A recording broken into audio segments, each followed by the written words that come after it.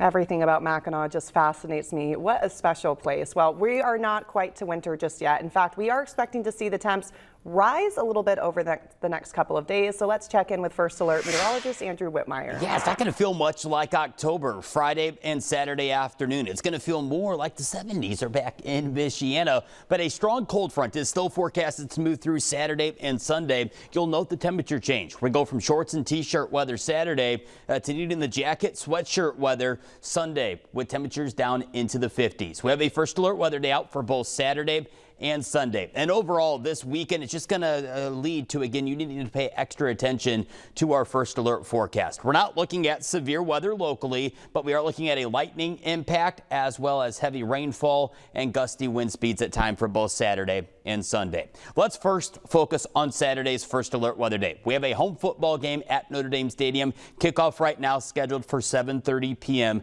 right here on WNDU. We are going to look at least an isolated lightning concern, and the data right now is still highlighting that there could be a game delay still on the table for some of these thunderstorms to move in right around and during a portion of Saturday's home football game. Wind speeds, make sure the tents are secured, those tailgating tents and canopies. We still could be looking at a few isolated scattered wind gusts around 30 miles per hour. And also bring the rain gear. We're talking the poncho, the rain jacket, as well as those small umbrellas, as some scattered downpours could be in excess of a half an inch.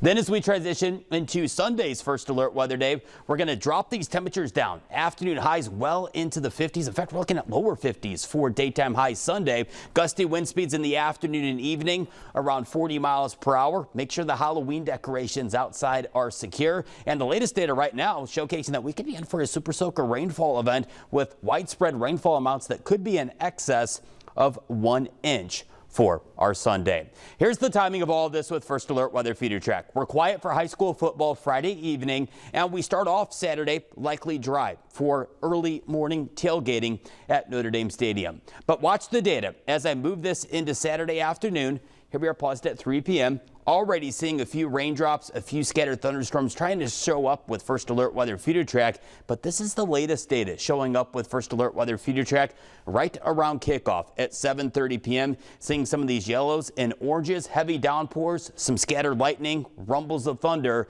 likely as we move through a portion of Saturday evening, and we'll see additional raindrops likely moving in for a chunk of our Sunday. So really the entire weekend is going to be impacted in some way, shape, or form. Again, severe weather, I'm still not anticipating that in Michiana. The best dynamics and physics ingredients are well off to our south. But check out the rainfall map here. We could be looking at rainfall amounts over 1 inch, and in fact, there's some data that's trying to highlight maybe around 2 inches for some portion of Michiana. That is just what we need with our current dry situation. We just don't want to see this rain too much too fast. Latest data with our First Alert 10-day behind this cold front, can we drop those temperatures down?